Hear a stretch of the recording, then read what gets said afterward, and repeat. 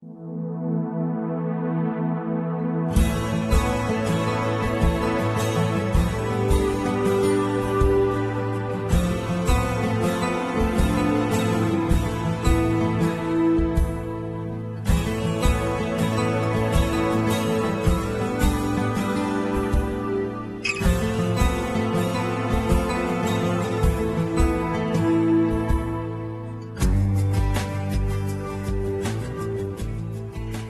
everyone and welcome to the first episode of 2022. We have been holding the show now, Molly, for over a year. It's incredible. It is. The time has gone by so fast. It really has. So that means, 13 healthy body interviews, 13 peaceful mind interviews, 13 productive life tips and tricks, and we're all ready for a new year. We sure are. I know, it kind of blows my mind when I look back on the guests we've brought on.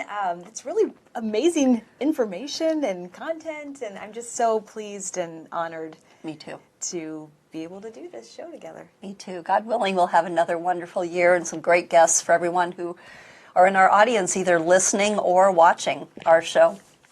So Molly, how was your Christmas? It was good. It was good. Yes, it was. I didn't know what to expect. I think that's the boat a lot of us are in. Mm-hmm. We just never know what to expect. I think we're all pretty prepared for having to pivot. And this year we mixed things up a little bit, and we actually did more of a nativity open house instead of traditional meal. We just had some snacks out and invited some people over from our parish and just to come and go. And it was really lovely. Nice. I really liked it. And then we had time with my in-laws. Went out to visit some friends in Indy, and it was wonderful. And by the end, though, I was kind of feeling it. Were you? Yeah. By the end of the week, it's just like, that week between Christmas and New Year. It's just like this no man's land of like, you don't know what time it is, you don't know what day it is, which is like, in one sense, it's super freeing and kind of a fun change of pace. Mm-hmm. But by the end of it, I did kind of feel myself going off the wagon in a lot of areas, like my sleep and sure. Sugar cravings, even like, anxious thoughts. I just kind of fell a little bit off my game. Oh yeah. When we get out of our normal schedule, that's so easy. Yeah. And getting to know that about ourselves. I mean, you learned a lot about yourself in that process. Yes, I think that's so true. Like, there's so much power in just paying attention to, times when you're kind of thriving and times where you feel like you're just barely hanging on, and just paying attention to what's going on in your life and being intentional about, it's always kind of how to just gently guide yourself back on track. Exactly. Be patient, be compassionate with yourself, but know your triggers for stress and, for exhaustion or whatever. How about you? How was your time? Well, my time was a little crazy. So our main Christmas celebration is Christmas Eve, when our goddaughters come over and we open gifts, and the majority of the gifts are for them. And they weren't able to come this year because they had a positive COVID in their family, so they were in quarantine. And so all the gifts are still under the tree. Oh, my goodness. And the tree is now a fire hazard. So the question is, do I take it down? Or wait. Or what do I do? Yeah. They're not coming over until next weekend. Oh. So I'm like, well, did Christmas really happen? I don't know. And then the following week, I got COVID. Oh, goodness. So I got to ring in the new year with COVID, and in a way, I'm glad. I mean, to me, I'm putting a positive spin on this. Thanks be to God, it was like a bad cold. Mm-hmm. And I've started the year with my God-given antibodies. So I'm going into the year, God willing, healthier, and not having to worry about stuff. So, but the thing that happened, and what reminded me of this, is when you said that you want to get back on track. Mm-hmm. I definitely fell off track also. And it's so helpful to know what that track is. Yes. Because if you're not living intentionally before a crazy time like this comes up, you don't know what track that is that you're trying to get back on. Right. And this month in our membership, as you know, we're talking about rules of life. So it's different categories of our life that we're prioritizing, and then we're attaching action items to them so that we know what that track is. And I've been working on a graphic for our membership that looks like a plate. So think of a plate with a small circle in the middle and then concentric circles coming out from there, going towards the edges. Each track, so to speak, represents a priority in your life. Maybe it's your faith, relationships, your health, your church. It could be a number of things. Where are your priorities on that track? In other words, if your faith is in the center of that plate, when your plate starts wobbling and going, wobbly, it's not going to fall off.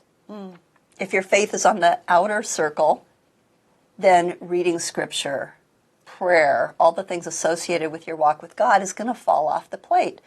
And I know this firsthand from, I spent a couple decades like this as a Christian, but my faith was on the outer track of my plate, and it was often falling off the side. So this is where you can, and 2022, we're going into 2022, this is a great time to look at your plate, look at these concentric circles. Are your priorities in the right order on your plate so that if it does go wobbly, which it does for everybody, because we're not perfect, Right. it's going to go wobbly, what's going to fall off? Yeah. And then you'll know how to get back on. Yeah, I love that. And I think you're right. I was that same way. It's just, it's always in the back of my mind, like, I say, my faith's important to me. My relationships with my family is important to me, my vocation. And yet, if I'm not every day kind of choosing that again, being intentional about that again, I really do get so, I find that my impulses take over. Yes. And kind of hijack those values. Absolutely. And so it's a matter of, like you said, this rule of life has been really helpful because it's something you have to, I find it almost a spiritual battle that you wake up to fight and you arm yourselves to fight it. Yes. With stillness, with prayer, with journaling, with community, with being reminded through community of what our goals are, where we're heading, and supporting each other in that. Exactly. And I can't wing it. I think that's the main thing I realize is I just can't get up, go through my day, and not have a plan. It's so important. Right. If you don't plan your day's going to plan you, and it's not going to go the way you want. Yeah. And what I love in our membership this month, if anyone wants to jump into the membership, now's a great time to do it. At the beginning of the year, we're going to be talking about rules of life, and we have Dr. Brian Russell coming on, who's a specialist in this area. He's a professor. And he's going to walk us through some things with our live sessions. So now's a great time to jump in. Which leads us to our show today, because we're going to be talking about some rules for life. And the first one, under the Peaceful Mind segment, we're going to be talking to Father Joshua McCool. And I know that he is a favorite. He was just recently on the Ancient Faith Women's Conference, and everybody loved him. He's amazing. We're going to be talking about jumping into this year. Golly, we're 2 years into a pandemic, and who thought we were going to be here? It's affecting us as a society and individually, and we're going to talk to him about that. Then in the Healthy Body segment, which is also in one of my concentric circles, is the having a healthy body. I hope it is in yours too. We're going to be talking to our favorite doctor, Dr. Trent Orfanos, our own cardiologist with a heart. And we're going to talk about metabolic syndrome. And when I say that, I think a lot of people think of, metabolism, losing weight. It is so much more than that. So make sure you stick around for the Healthy Body segment. And then for the Productive Life segment, we're going to talk about our email inbox. Or I should say Cynthia is going to talk about it. This is me coming to you as well as this person who asked this question. I am very curious and need a lot of help in this area. So I'm excited about this segment. Yeah, this comes up a lot in our membership. So we're going to just tackle, I'm not an expert in this area, but I'm going to give some tips and tricks that I use. So with that, without further ado, let's get to our Peaceful Mind segment.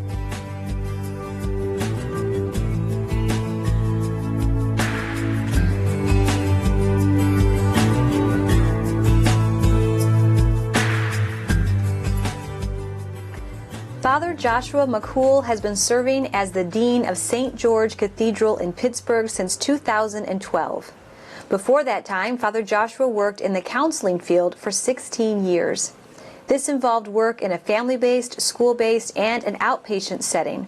Father Joshua received 2 years of training in family therapy at the Philadelphia Child Guidance Center and completed a 1-year certificate course in cognitive behavior therapy at the Philadelphia College of Osteopathic Medicine.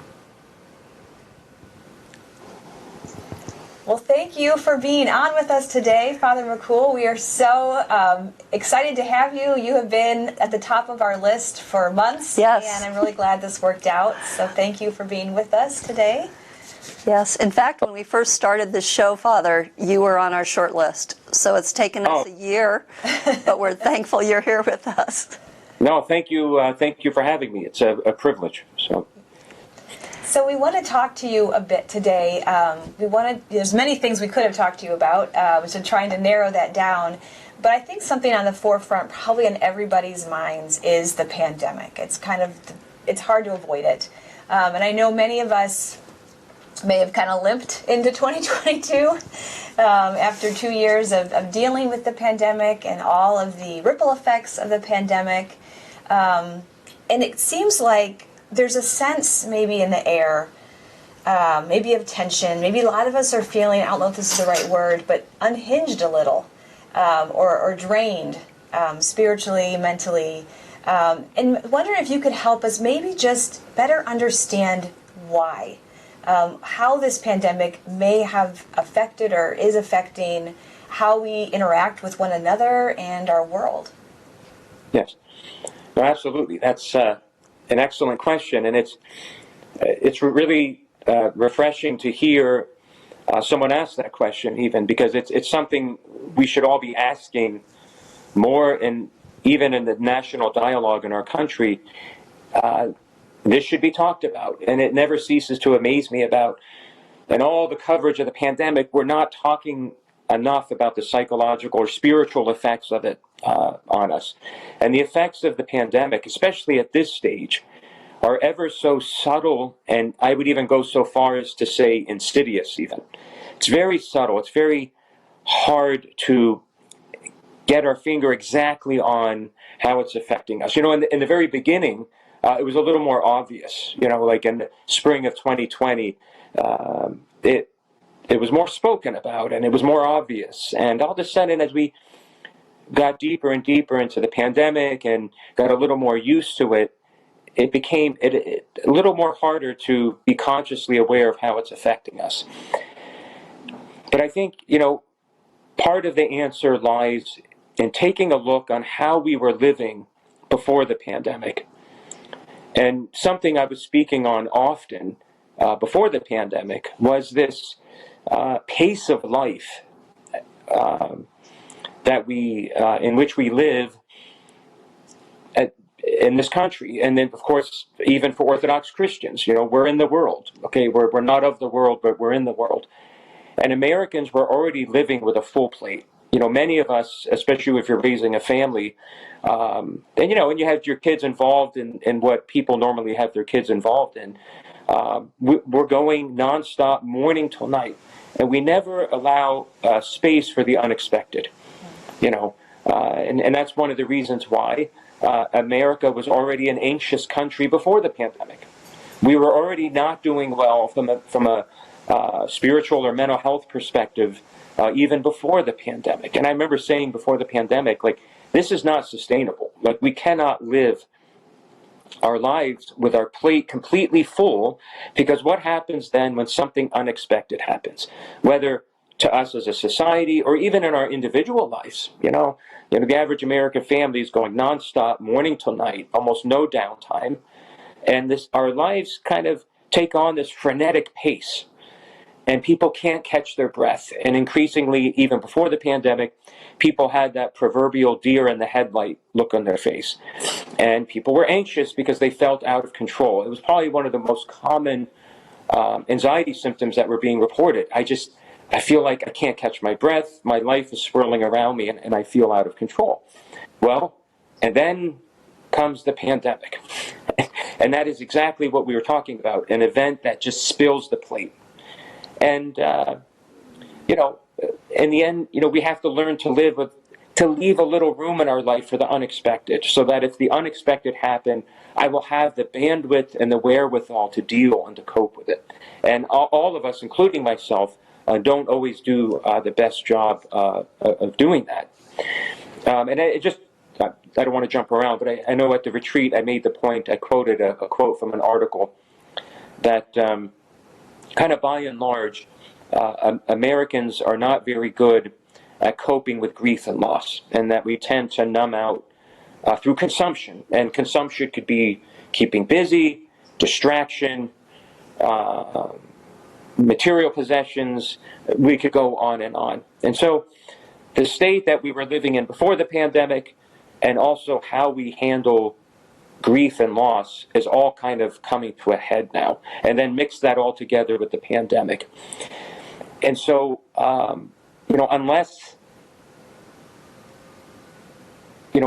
unless we have an immense amount of insight and self-awareness, and insight and self-awareness is like a spectrum, and we're all in a different place of the spectrum.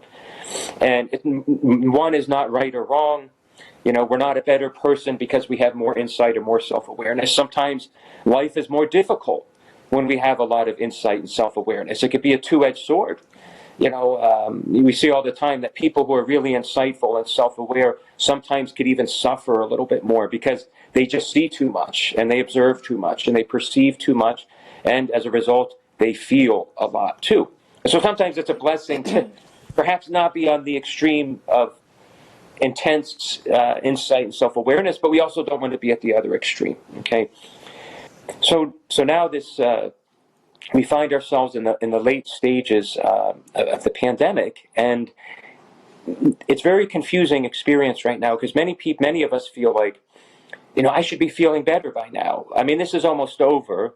We've been living with it for 2 years, and for the most part, things are back to normal. But they're not normal. And this is where it gets really confusing on our senses. Football games are happening. Stadiums are full.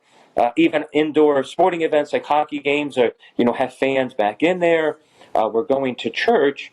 And so, according to many of our senses, things are normal. But then on a more subtle, almost unconscious level, we very much feel that things are not normal. That there's this menace kind of lurking about that could kind of strike us at any moment, and not only that, one of the major obstacles, I think, to people being able to get the support and healing they need during this time is that there's a reality in our country, perhaps even in the world, it's not safe to talk about it. You have to be real careful when talking about the pandemic that we might say the wrong thing. Maybe it's something about a mask. Maybe it's something about the severity of a variant.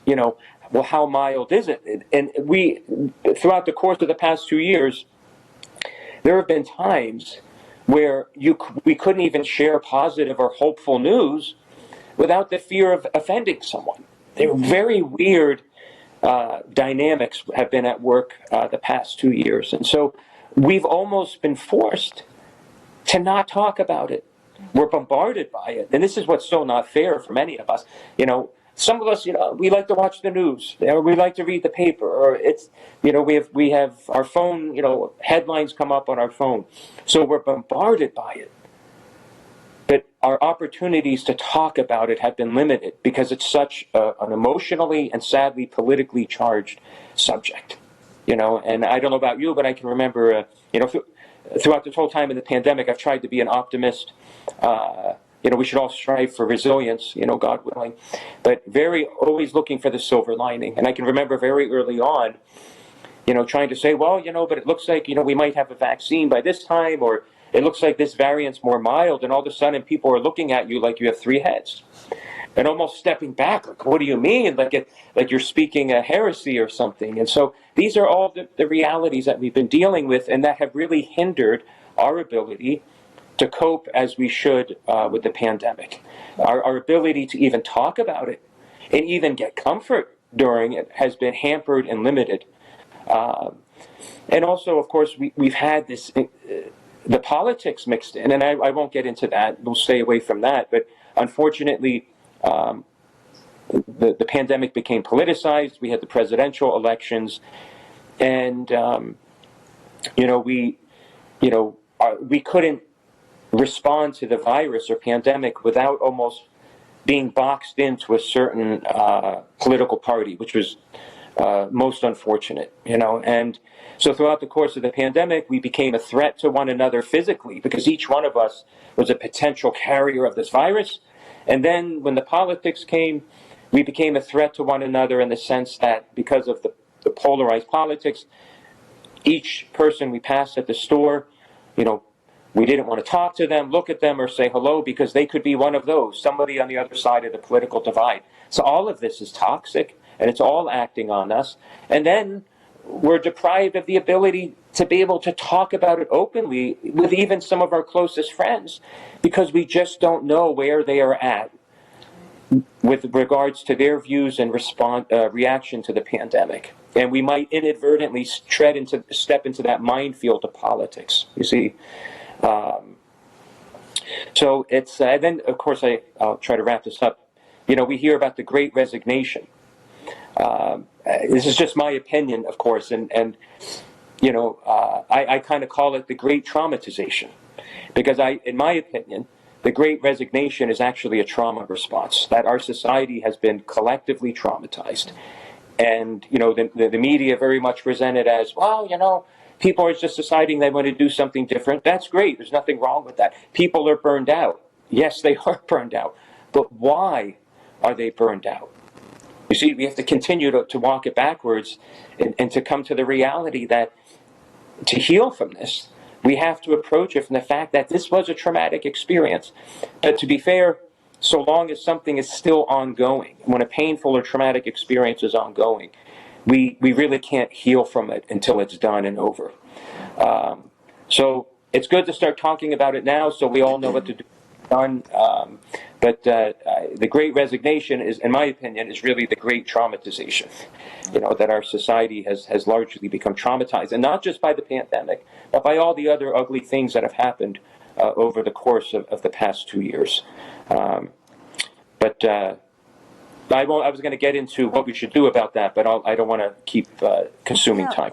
Well, Father, what I was thinking is that part of the issue, too, is that the human brain wants to make sense of things, right? We want to find the logic, and there's so many, depending on which news source you go to, or which article, or what doctor, or scientist, or virologist, or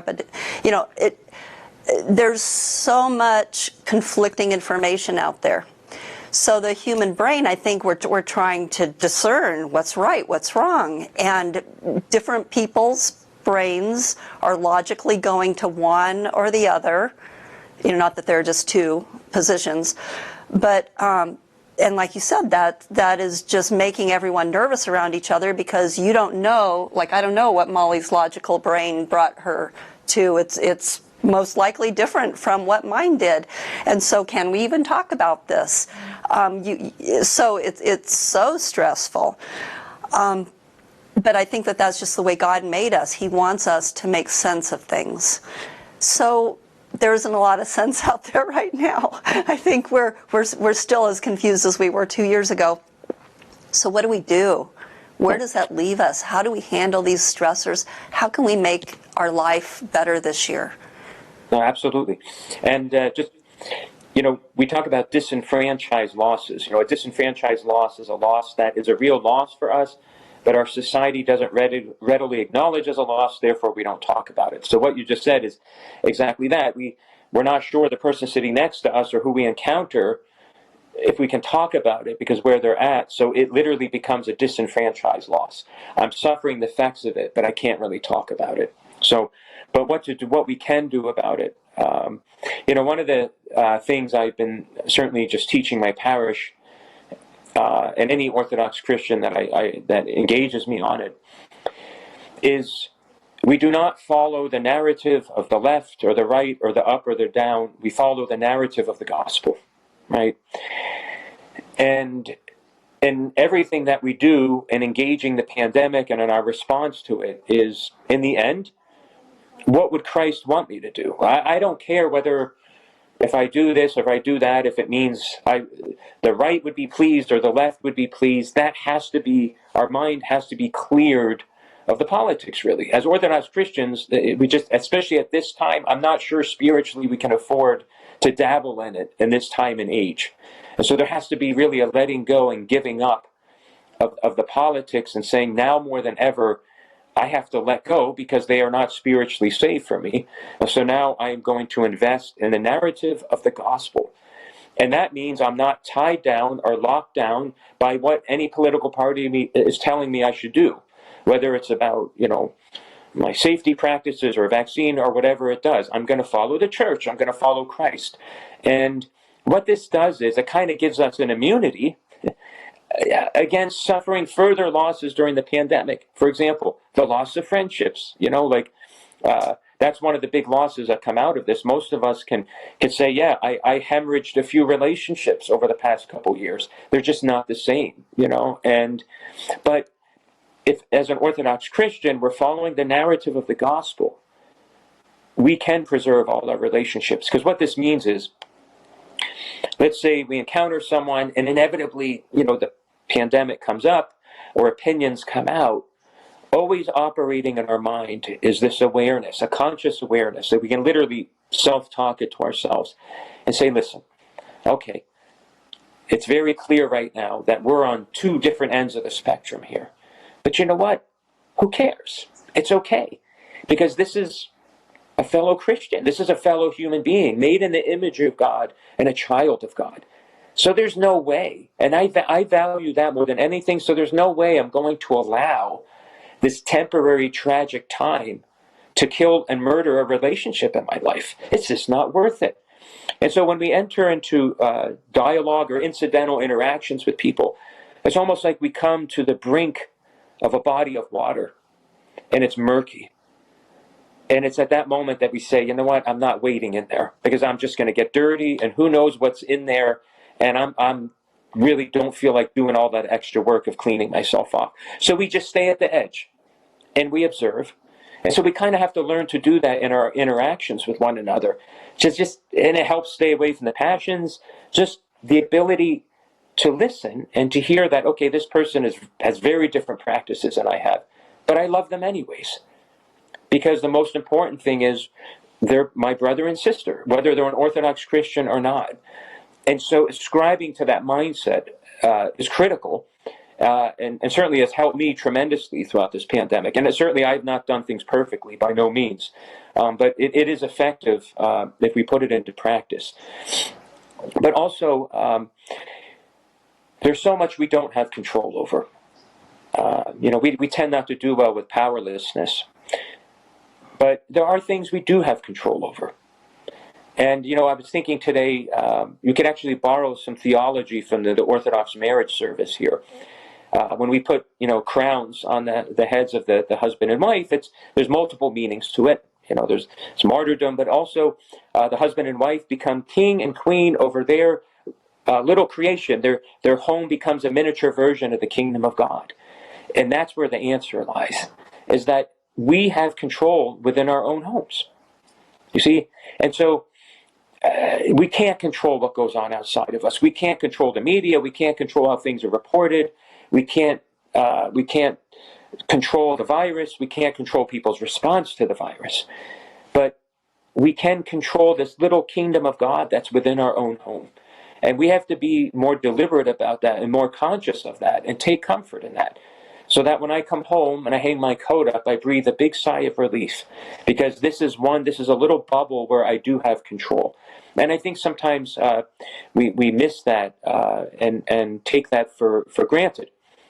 And sometimes, I don't, just to borrow from the secular, psychology field a little bit, we talk about that internal locus of control and an external locus of control. It's very relevant to our Orthodox spirituality. I mean, Orthodoxy is all in favor of having an internal locus of control, or a Christ-centered locus of control. But if we've gone through this pandemic, if we're somebody who tended to always have an external locus of control, in other words, our emotional state tended to be determined by things going on outside of us and by other people and their emotions, we might not have fared as well during this pandemic. You see, because, if we had an external locus of control going into this pandemic, we probably got knocked around pretty good, kind of like a weather vane in the wind. But it's never too late to invest in our spiritual life, shifting that external locus of control to an internal one, where my emotional state, my reactions are not determined by other people or what they say or what they do or what they don't do or their emotions. It's based on me and my perception of control, and most importantly, on Christ. And when we really establish that, nothing can rattle us, not even this pandemic, not the politics. I mean, it's always going to act on us to some extent. So maybe from 0 to 100, instead of it just rocking our world and turning our world upside down, maybe it reaches 30%, but never more than that. So borrowing that model of an internal versus locus of control versus an external one is critical. And each one of us, upon hearing that, can kind of say, all right, what does that look like in my life? Am I more influenced by what's going on outside, by the news, by what people are doing or not doing? When we go to the store, some people are wearing masks and some are not. And for some people, that ruins their day. I can't believe it. All these people were wearing masks, or all these people weren't wearing masks. Okay, but let it float by. And in the end, my inner peace, what other people are doing is not worth giving up my inner peace for that. You see, so we do have control over our locus of control, over our home, which is a miniature version of the kingdom of God. So, I love all of that advice. I feel like it's what I long to do anyway. It's just nice to hear it articulated, to really release the things. And I feel like I've tried to really radically simplify in terms of watching my speech, even watching what thoughts I entertain. I think a good point we were saying too about, is this engaging my passions? Like really having, being always aware of my inner life. Like if I go in a direction where I feel my passions start to be inflamed, like retreat, that's not a thought worth thinking. That's not a word worth saying. That's not a thing worth reading. yes. And I really like as well talking about controlling what you can in your home. And I think for many of us as parents, this has been especially challenging because not only are we kind of fighting this battle ourselves, but we have, like in my case, I have college-age students and teenagers who've taken a real hit Yes. with mental health. And do you have any advice for us as parents who, this is really uncharted territory for so many of us who are just trying to make that a priority and keep their kids peaceful in a time that does feel very uncertain, where we don't necessarily have the answers that they're looking for? See if you had any thoughts on that. Well, I'll do my best to answer that.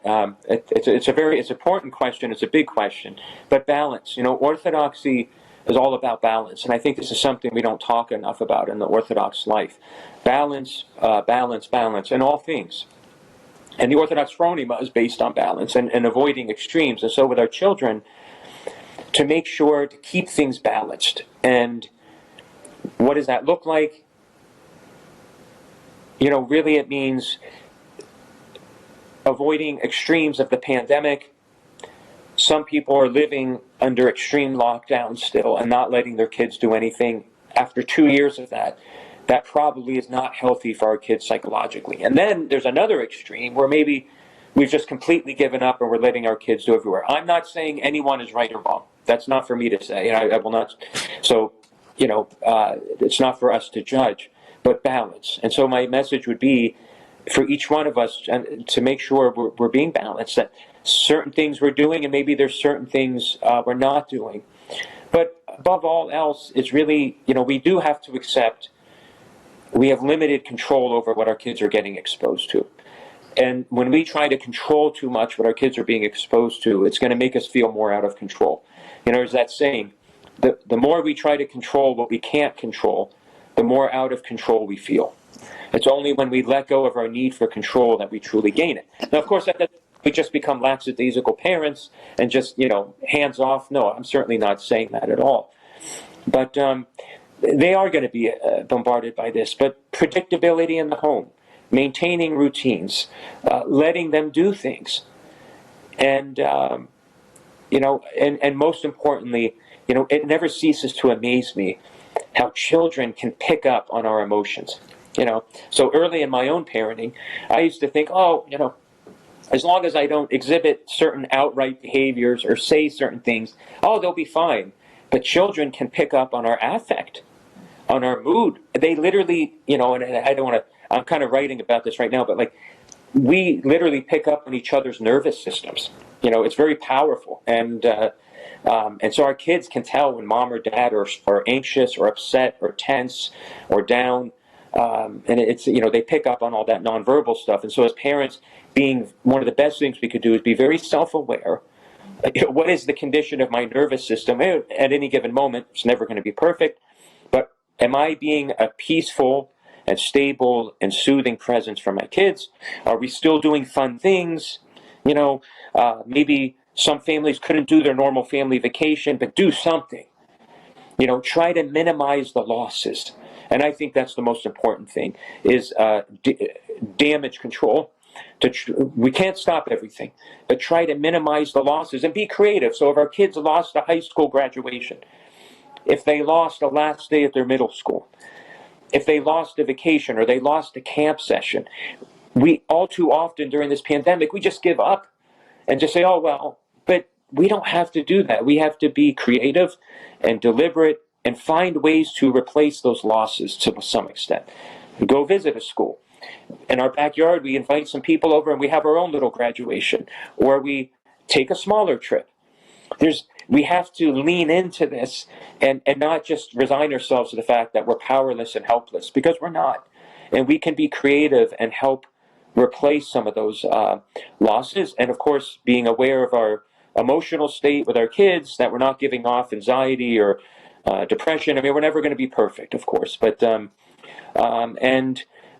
balance. Be cautious. We don't want to be reckless, but at the same time, we don't. At this point, we really don't want to be just not letting them do anything. That's not really fair. And so, in the end, as parents, as always, and I know this is self-evident, role modeling for them how to handle the pandemic, and also with their friends. Sometimes, my own kids. I have 2 teenagers. They come home, Dad, this person at school was doing this, or they weren't doing that. I say, okay, we're all doing our best. Okay, mercy. How about, just, okay, so what? They weren't, or they did. God bless them. Everyone's just doing their best or service. So, okay, if they did this, then that's fine. And if they didn't, okay. Why does it have to be about us or affect us? Why do we make everything about us? Okay, so someone took the shot or they didn't. They did this or they didn't do that. That's their business. It doesn't have to turn my world upside down. We have to know where not to trespass. And we have to role model that for our kids. To care about the right things and to make sure we're not caring too much about the wrong things. You see, hopefully that made sense. But really, that's it. That's very helpful. Father, this is such a huge topic that I know we could talk all day on. It's so huge we could go into a lot of depth. But I really appreciate you coming on today for the short amount of time we had. Like you said, I think that this is something that needs to be talked about, and it isn't being talked about. And thank you for stepping up and being a perfect person to talk to about it. Oh, my pleasure. I hope it was helpful, and thank you for having me. It's a privilege. Thank you. Hopefully we'll see you again soon. Okay, sounds good. Take care. You too. Molly, that was a wonderful interview. I'm so glad we finally got Father Joshua on. I am too. We've been trying for a year, and not his fault. We've just been, we're having so many guests on, wonderful guests. He's been on our short list from the beginning. I love what he had to say about being able to intentionally control our own kingdoms. When we walk through our doors at the end of the day, we should be able to leave a breath of air and know that this is a home of peace. It's a home of joy, salt, light, love, and for our kids to witness this, because if they hear our conversations at home and we're speaking in love and respect with people and about people, that's going to be the opposite of what they're probably hearing outside of the home, and it's wonderful to be a great example. Absolutely. And I love because it gives me a path forward. When I start to feel paralyzed with all that I don't know, or all that I can't control. And this gives me a why. It gives me a next step, because I am kind of bringing it in. I'm tending to those closest to me. I'm making sure that I am communicating, like you said, words of love, words of connectivity, words of peace, and so that's something that they are hearing, maybe to counteract what they hear when they're out. Exactly. In the world all the time. So I think our kids need that today. Well, with that, speaking of what we can control, one of the things is our metabolism. So next we're going to learn about metabolic syndrome with Dr. Trent Orfanos in our Healthy Body segment.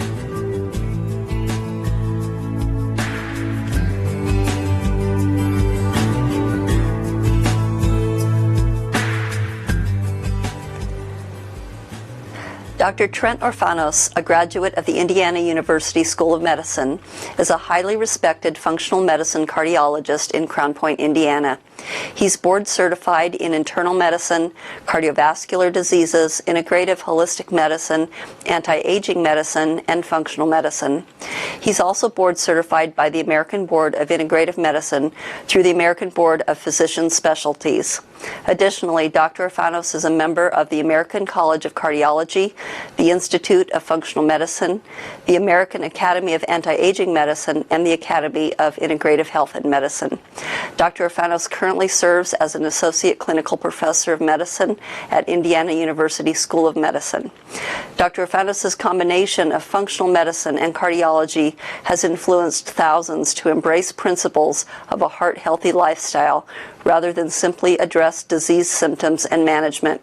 He devotes extensive time to providing education and advice about integrative therapies of medicine, nutrition, and anti-aging strategies for longevity, optimal health, and a robust quality of life. Hello, Dr. Orfanos. Welcome to the Filled with Less show again. Thank you. It's good to be back. It's good to have you. I think this is your second time on with us, and actually I hope to have you on. You're so knowledgeable. I hope to have you on a lot because we can talk about so many things. I'd be happy to do that. Thank you. Thank you. Today, though, I think that a big topic of conversation is metabolic syndrome. And I think when most people hear about metabolic syndrome, they just think metabolism. Oh, that's why I can't lose weight. But it's so much bigger than that. So let's first talk about what is metabolic syndrome. Well, metabolic syndrome is a name given to a constellation of symptoms that people can have. Now, these are signs and symptoms. So metabolic syndrome combines having abdominal obesity, so you're kind of heavy around the middle. Your blood sugar is high. Your body doesn't process insulin well. That's called insulin resistance. You tend to have high blood pressure, and you also have increased cholesterol and triglycerides, increased blood fats. So that kind of constellation is what they call metabolic syndrome. And what brings that on? Well, there's several things that can bring it on. The most powerful things that bring it on are unhealthy lifestyle. And that would include things like lack of exercise, eating a poor diet, and we can talk a little bit about what that means, not getting enough sleep, if I didn't already say that, being under a lot of stress, emotional stress especially, and along with the poor sleep aspect is shift work, night work, where you're up nights and you're sleeping days. That isn't good for your health in general. So even the health of your intestines, the gut health, is part of why people get metabolic syndrome. So we attack that by addressing all these different nutritional and activities that we're not doing that can help us cure that or prevent it. So for people who are saying, wow, that just sounds like me, I'm under a lot of stress, I don't get any exercise, I'm probably not eating well, and they identify with all that, maybe they don't know the numbers as far as their test results go. What are some other symptoms that they may have that might shed some light on, ooh, this is something I need to look at? Sure. So, some of these things you may not be able to feel, but if you're putting on weight in the middle and you're gaining weight, that's one thing you could look for. You're overweight, obese, especially increasing abdominal girth in the middle. That visceral fat that's called, or that is more indicative of that kind of metabolic syndrome. You may just feel tired. You may just have excessive fatigue. A lot of reasons for that, but one of them could be the metabolic dysfunction that metabolic syndrome is. You might be going to the bathroom a lot, emptying your bladder a lot.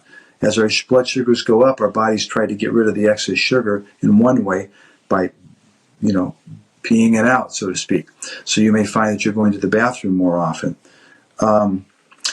You may notice some.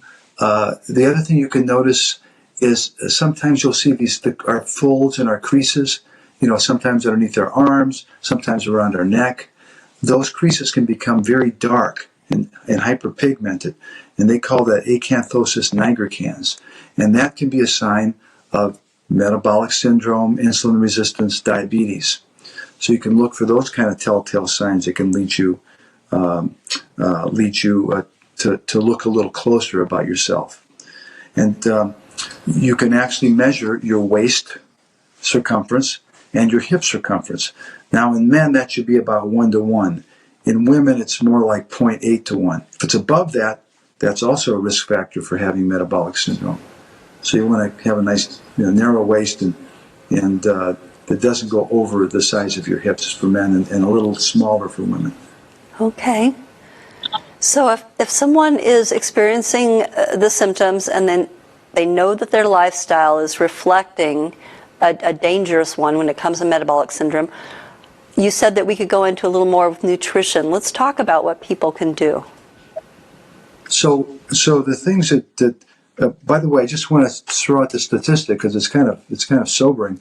The incidence of metabolic syndrome, or let's call it, it's actually called, think of it as also pre-diabetes. They're all kind of mixed in together. In America, it's 90 million people. 90 million people have this. So this is extremely prevalent. So we mentioned nutrition. So what can we do as far as food goes? The things that drive metabolic syndrome, the foods that drive metabolic syndrome are high simple carbohydrates. Think refined carbohydrates like refined flour, rice, even oats, because these are high carbohydrate foods. Sugars, anything that's got sugar or made from sugar, will tend to drive metabolic syndrome. So that's the biggest part. The other part is eating all the time. We eat like from the minute we get up in the morning till right before we go to bed. So we never give our bodies a chance to become more sensitive to insulin in our system, and that's an important thing because as we can become more insulin resistant, as our body doesn't listen to the insulin that's floating around to lower our blood sugars, guess what happens? Our insulin levels go up. That drives inflammation, and that pushes all these bad diseases that can come from having metabolic syndrome. And we need to exercise. The more we exercise, the more insulin we burn off. So that's an important part of this. And also maintaining our body strength. So we want to increase our lean body mass. So how do we do that? We do resistance training. We can lift weights, we can do Pilates, we can do push-ups and sit-ups and calisthenics and things like that. That'll build up our lean body mass, and that muscle burns off glucose really nicely.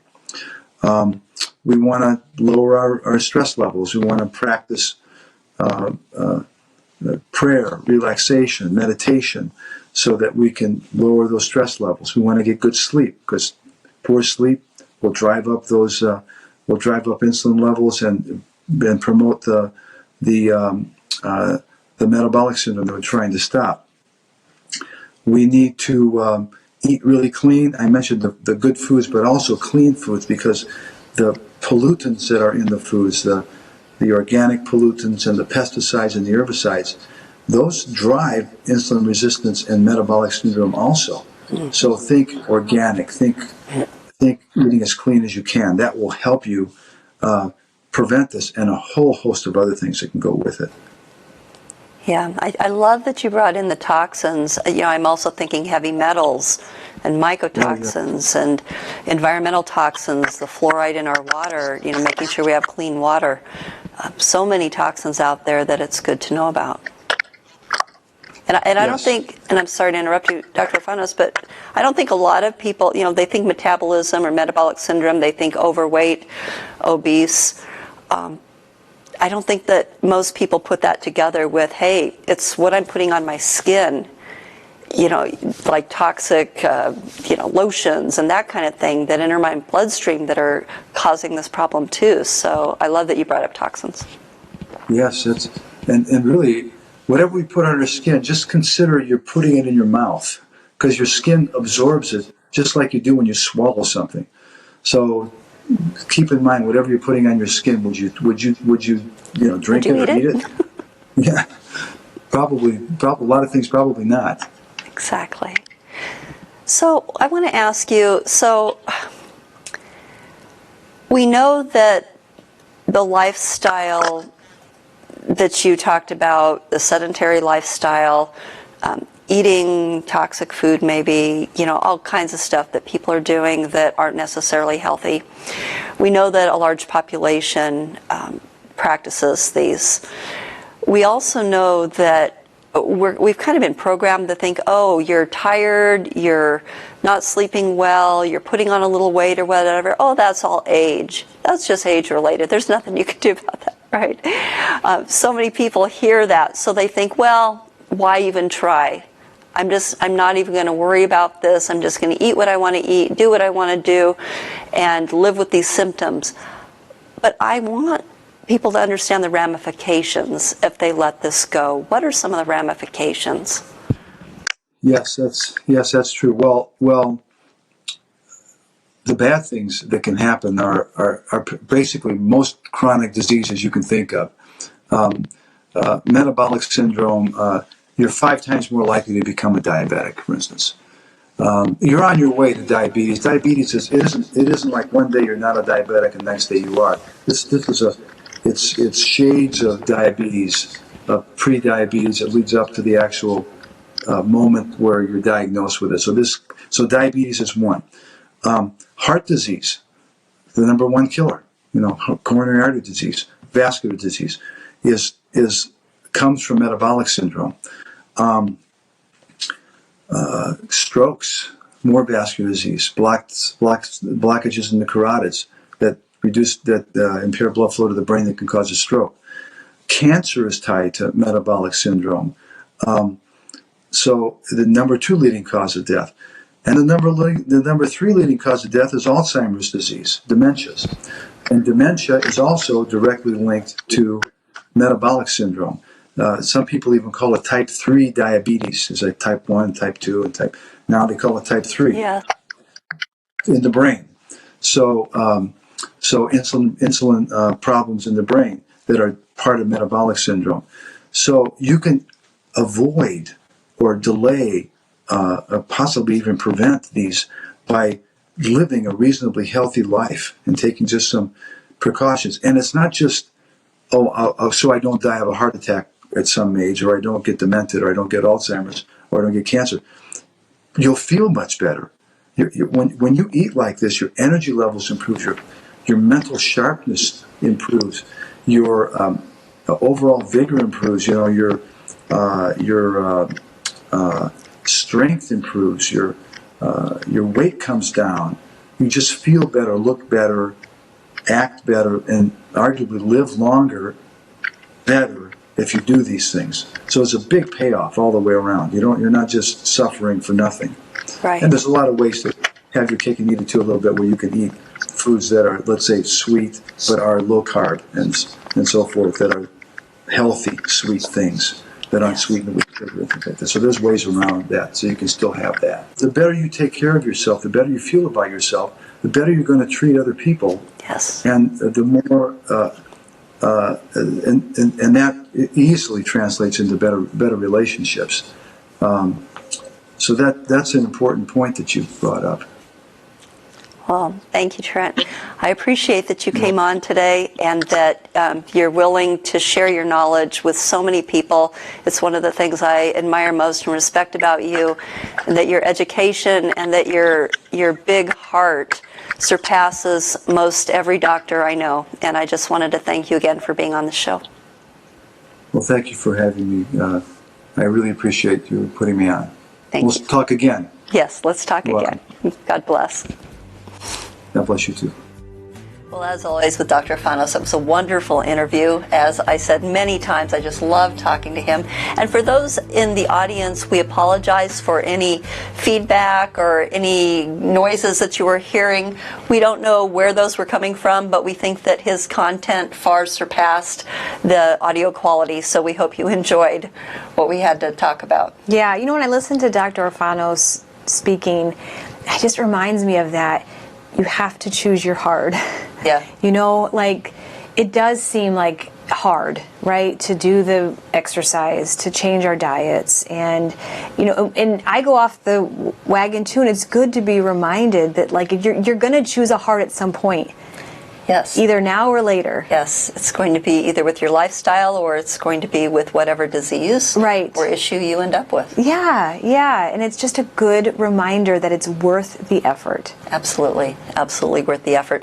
And I think that the last statistic I heard, 85% of pre-diabetic people have no idea that they're pre-diabetic. So it's so important to know how to read your test results yourself, because a lot of labs will say, well, if you are below 100 on a fasting glucose level, you're fine. They say you're all right, you're in the clear. Then you go up to 101 and oop, you're pre-diabetic. Well, hey, this has been coming on for a while. Right. So really you want that fasting glucose more around 80. So if you're up in the 90s, the high 90s, it's time to start taking a warning sign, even if your doctor didn't pick it up for you. So with that, we are going to go to our Productive Life segment, and we're going to clean out our inbox.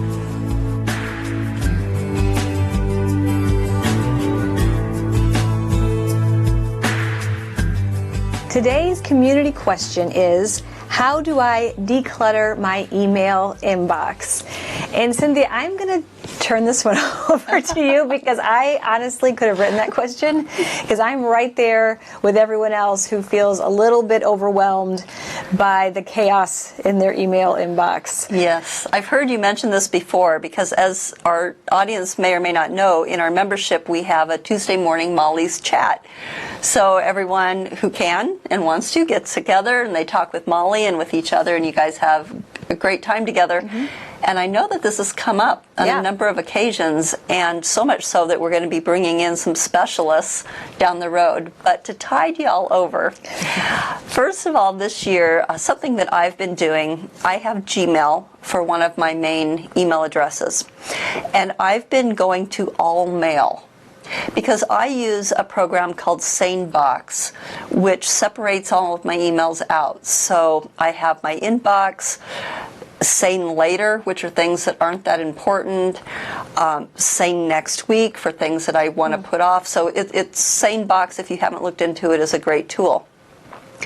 But this year I started going to all mail, so I am seeing everything. And I'm realizing that one thing that has been gunking up my email box are things that I've subscribed to on an RSS feed. Okay. So this is when you download an ebook and now you're on their mailing list. Or let's say you listen to someone's podcast and you want to be kept abreast of their latest podcast episode.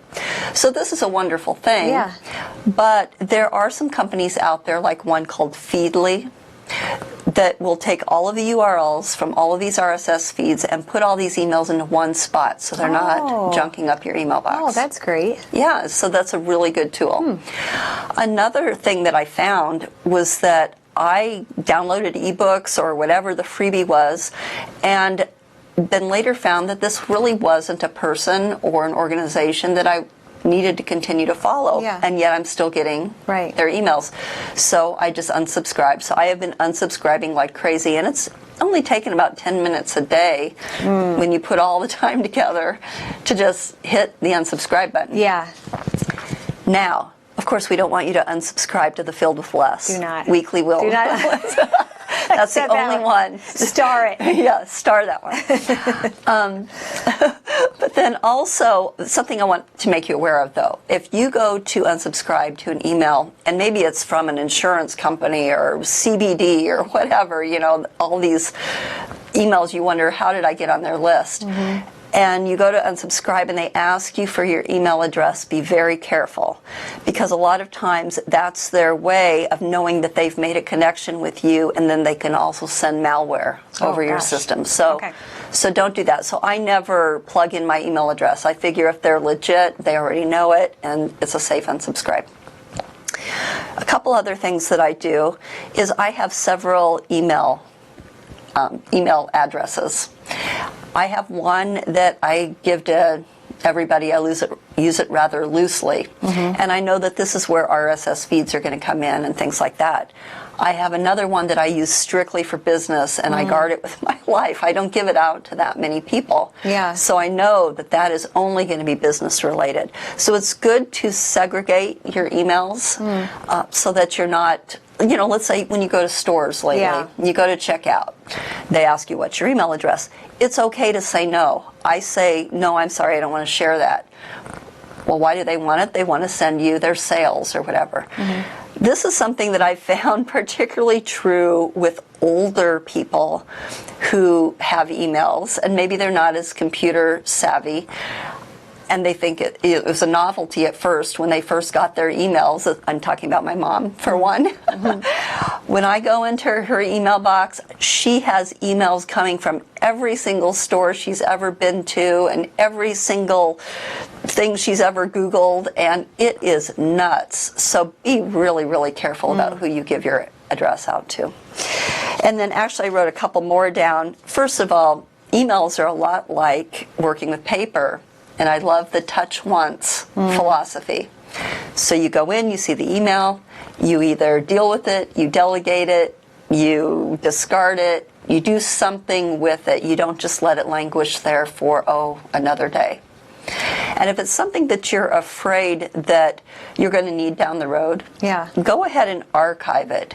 Archive means that it's out of your inbox, but if you ever needed it, you just go into your search bar and you put in the words, you know, to search and to look for it. It's always going to be there. So you can have it out of your inbox, but still in your email, and you'll have a much clearer head. Yeah, that's great. And I know that's probably my weakness, is that one touch. I have a tendency to leave things for some reason. And that's a big difference I noticed when we work together is, you know, we'll have an idea and I tend to be like, okay, I'm going to write that down. And you tend to take action on it immediately. You'll send the email right then. And I know that's something I really need to work on, because I think that it would help keep from that. You know, you sit down, now you have all of this to deal with, so you avoid it. Right. Whereas if you just kept, you know, it's a lot like the home management that we do too. Like if you just keep on it, it never gets so overwhelming. Exactly. You know, but. Exactly. Yeah. And what Molly doesn't know is I do that because I'm much older than she is, and I don't trust my memory. Thanks for saying that. But there's something else that I did want to throw in here, though, too. Depending on what email platform you're using, I use Gmail and a couple others. They all have ways where you can have things automatically go into folders. Okay. And you can automatically tag things. This is so, so helpful. So a little bit of an investment in your time to find out what tools you have at your disposal are going to save hours down the road. Yeah. So I definitely recommend that. So maybe just making appointments, even 10-minute appointments, right? You can get a lot done in 10 minutes, whether it be unsubscribing, maybe picking, you know, one of those tasks you mentioned. So kind of chip away. Yep, to just chip away. So we can get it in order. Yeah. Exactly. Very good.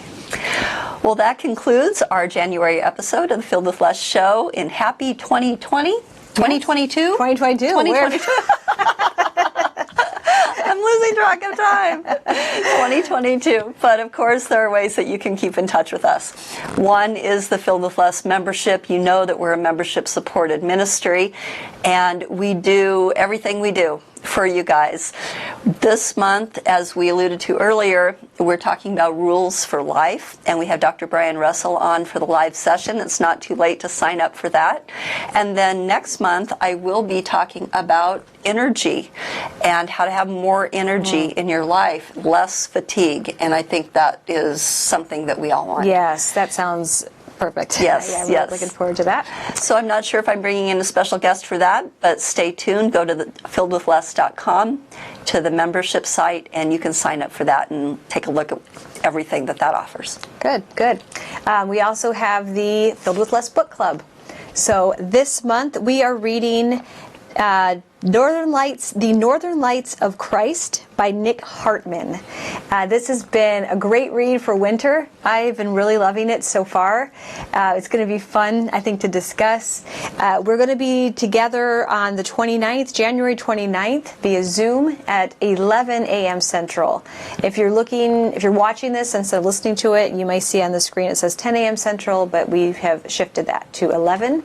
And we are very pleased to have Nick joining us. Yes, Nick's for this going to join discussion. us. So that's going to be really awesome. Yes, and if you ever have a question about the book club, you can always go to filledwithless.com, and it'll tell you right there which book we're covering for that month and when the live session is to talk about the book club.